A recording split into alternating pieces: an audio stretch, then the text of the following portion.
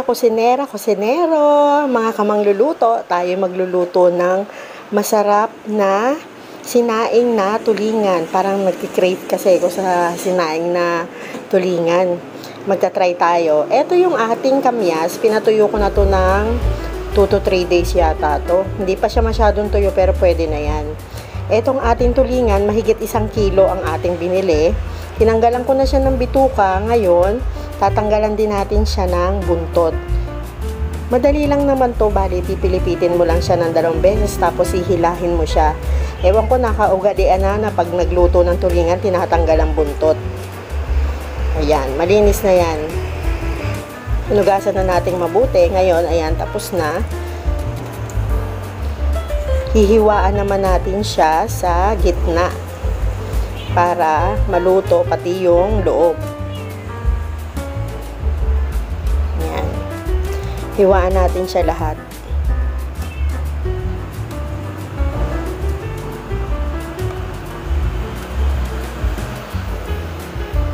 Ngayon, eto na siya.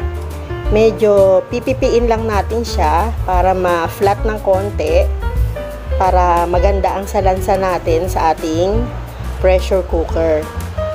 Pwede naman kahit hindi pipiin, pero parang mas maganda pag pipiin natin na ganyan, para flat na flat siya.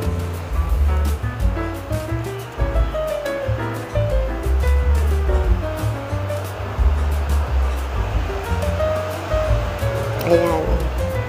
Kasi yung ibang nakikita ko nagluluto ng sinaing na tulingan, ganyan din ang ginagawa. Ganyan din ang itsura nila, flat siya.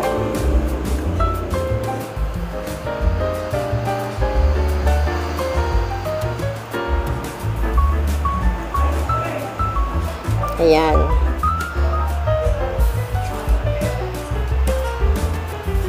After natin ma-flat yung ating mga isda, lalagyan natin siya ng asin isa-isa.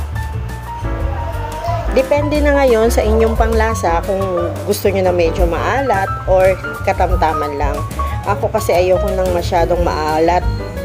Bawal kasi sa akin. Ayan, isa-isa nilagyan natin siya ng asin. Ngayon kung natatabangan kayo halimbawa sa timpla niya, pwede nyo siyang dagdagan ng patis. Pero ito sa akin, 2 tablespoon lang, okay na eh. Ayos na sa akin yung ganito. Ngayon, yung matitira nating asin, ilalagay pa rin natin siya mamaya. Pag nasalansa na natin ang mga isda. Nang tahol yung mga aso. Eto na siya. Nalagyan na natin lahat ng asin. Ngayon, may ilalagay tayo. Pwede nating lagyan ng taba ng baboy or pwede rin lagyan ng konting laman. Kasi yung nabili ko medyo may laman siya, pero mas masarap to yung taba ng baboy. Optional lang naman kung gusto nyo lagyan ng taba ng baboy.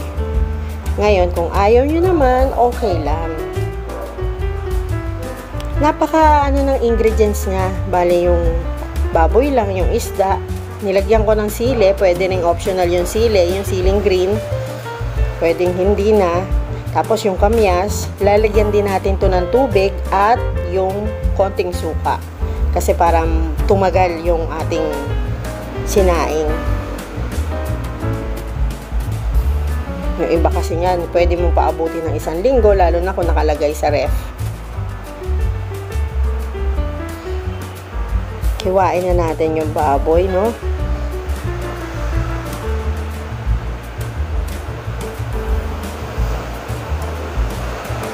Ayan.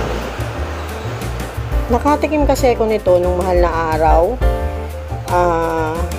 Nagmamantika siya. Kaya parang nag-crave ako ulit. Nagluto ako. Tinry ko lang naman. Okay naman. Successful naman yung ating first try.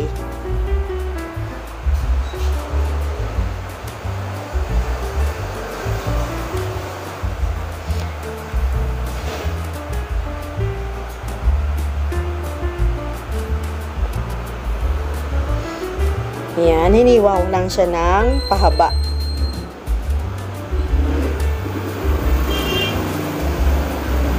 Ganito ang naging itsura niya. Ngayon, pakikita ko sa inyo kung paano natin ito sinalansan. Unahin muna natin yung ating sili. Yung sili ha, optional lang yan, yung siling green. Yung sa akin, red na nga lang kasi medyo matagal na kaya nag-red na siya. Nilagay ko na yung baboy, tapos isalansan na natin yung isda na nilagyan natin ng asin, yung ating tulingan. Napakasimple lang pala ng pagluluto nito, no? Ang dali-dali lang. Ngayon, yung iba kasi hindi pressure cooker ang ginagamit, kaya medyo matagal itong maluto. Yung iba, 3 to 4 hours. Yung iba naman, para mas malambot na malambot ang tinik, hanggang 6 hours. Ngayon, nilagyan na natin ng ating kamyas. Yung ating kamyas, hindi pa masyadong tuyo, pero pwede na rin. Pwede rin yung sariwang kamyas. Medyo marami kasing naani yung kapatid ko, binigyan niya ako ng kamyas. Yan, isalansan natin ng maayos.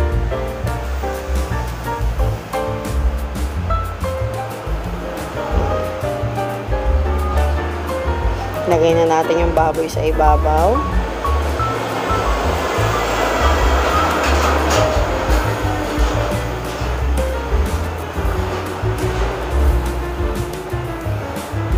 Yan, nilagyan na natin lahat, pati yung lahat na natirang kamyas at yung baboy. Yan. Ngayon, lalagyan natin yan ng tubig. After natin masalansan, yung tubig, dapat medyo madami-dami siya para kung gusto nyo nang may sabaw. Kasi ang nilagay ko dyan, isang malaking mangkok na tubig lang eh.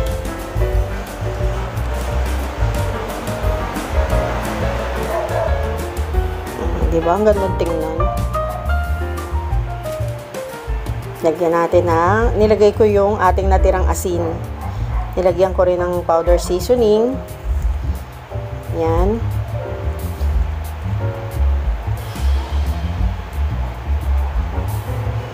Nilagyan ko ng black pepper na powder.